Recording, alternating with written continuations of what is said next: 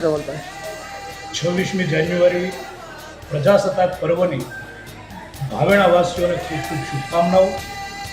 આપણે સાથે મળી તિરંગાને ધ્વજવંદન કર્યું. રાષ્ટ્રભાવના આપણા સૌમાં હોય, પરંતુ માત્ર રાષ્ટ્રગાન કરીને છૂટા પડી અને પછી એને યાદ ન કરીએ એવું નહીં, પરંતુ આજના દિવસે આપણે સૌ મક્કમ બનીએ કે હું મારા નગર વિસ્તાર મહોલ્લાને સ્વચ્છ રાખીશ. ગુજરાત અને દેશ જે વિકાસશીલ બની રહ્યો છે એમાં હું પણ સહભાગી થઈશ.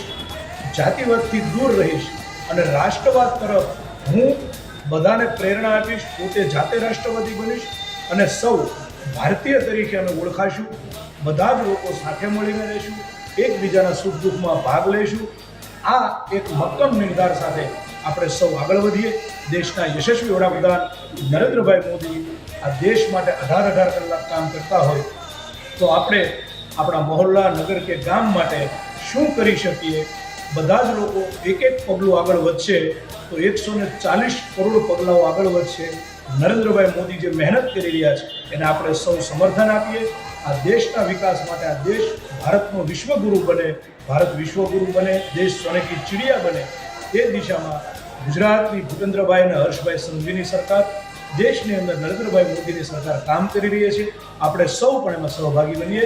આજના દિવસે ફરી આપ સૌને શુભકામના. વંદે માતરમ. ભારત માતા.